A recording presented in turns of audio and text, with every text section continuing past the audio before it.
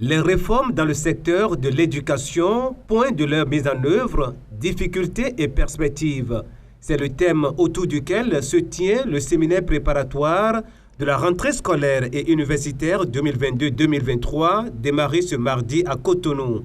Tous les acteurs du système éducatif sont conviés à ces assises de réflexion. Le présent séminaire, le deuxième du genre, depuis l'installation en janvier 2020 du Conseil national de l'éducation rénové, reste un événement majeur avec pour objectif l'amélioration des performances du secteur de l'éducation au cours de l'année scolaire et universitaire 2022-2023. L'organisation de cet événement, né d'une fructueuse collaboration entre le CNE et les 3 ministères chargés de l'éducation, permettra de disposer, comme ce fut le cas l'année dernière, de repères pour les actions prioritaires à réaliser par chaque secteur du système éducatif national tout au long de l'année scolaire et universitaire 2022-2023. La période dans laquelle intervient la tenue du présent séminaire est également très propice dans la mesure où, au terme des travaux, chaque ministère en charge de l'éducation pourra actualiser ses documents programmatiques par la prise en compte des activités contenues dans la feuille de route qui sera adoptée. Ensemble, avec les ministres en charge de l'éducation, nous avions envisagé et organisé un séminaire de préparation de la rentrée scolaire et universitaire les 18 et 19 août 2021. Par la mise en œuvre des recommandations qui en sont issues, nous avons constaté que les résultats sont plutôt probants en raison des changements appréciables obtenus. C'est pourquoi la volonté de réitérer cette activité et peut-être de l'institutionnaliser a été affirmée.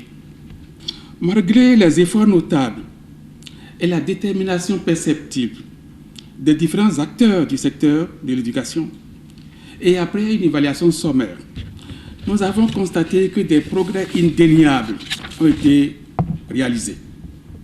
Mais ils ne sont pas encore suffisants. Ils ne sont pas encore suffisants pour offrir au peuple béninois un système éducatif de grande qualité.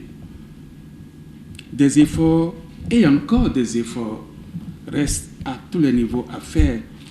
Des efforts restent à faire pour renforcer davantage l'accès à la formation et la rétention dans la formation dans l'équité, la qualité de la formation dans l'équité, la qualité de l'encadrement de la formation, la qualité des infrastructures, la qualité de la gouvernance du secteur dans ses différents aspects, l'efficacité externe du système éducatif béninois. Le ministre des Enseignements maternels et primaires, chef de file des ministres en charge de l'éducation, rappelle dans ses propos la nécessité de perpétuer ce séminaire et rassure au nom de ses collègues de ce que la feuille de route et les recommandations seront respectées. C'est le moment de faire le bilan des actions prescrites par le séminaire de l'année scolaire et universitaire écoulée et de planifier celle de l'année qui s'annonce. La feuille de route que vous nous avez confiée et les recommandations que vous nous avez prescrites ont été rigoureusement mises en œuvre et régulièrement évaluées sous le leadership éclairé du président du Conseil national de l'éducation.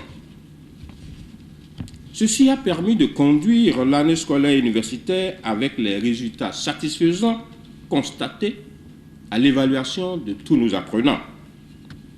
Ce constat est gage de la nécessité à perpétuer cette expérience porteuse.